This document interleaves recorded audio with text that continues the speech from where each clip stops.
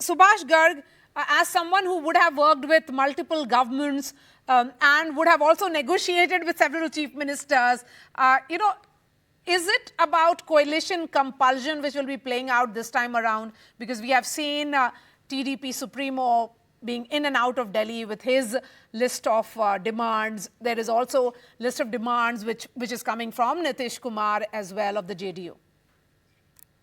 So the coalitions actually bring a little bit of federalism back into the polity and the discussions.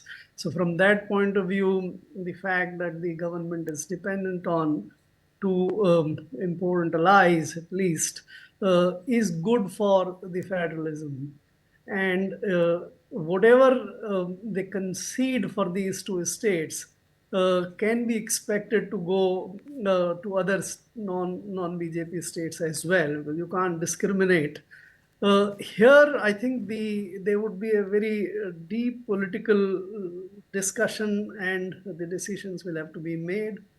I don't think the government of India is in a position to concede the demand of the special category states.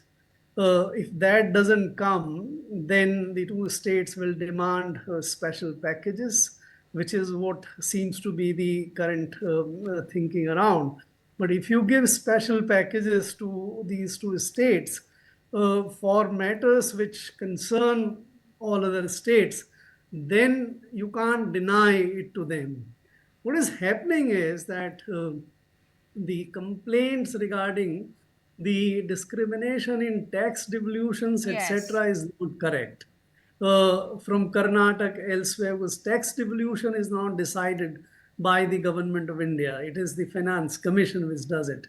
However, the central government has indeed, to a great extent, weaponized some of the centrally sponsored schemes and has brought a new scheme of funding the capital expenditures by way of interest-free loans.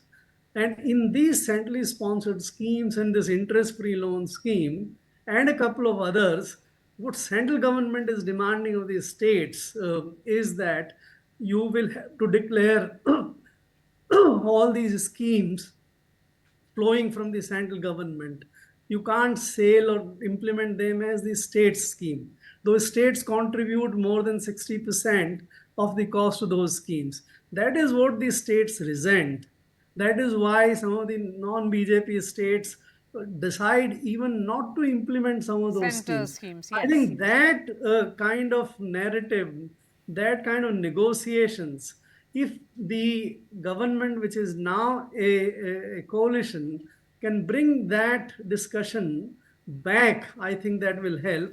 Otherwise, it might... It's often said that whenever there is a coalition government, then it always does tightrope walk. On one hand, you have a very aggressive opposition keeping a hawk's eye on its policies, and then you have those alliance partners who want a share in the power pie as well.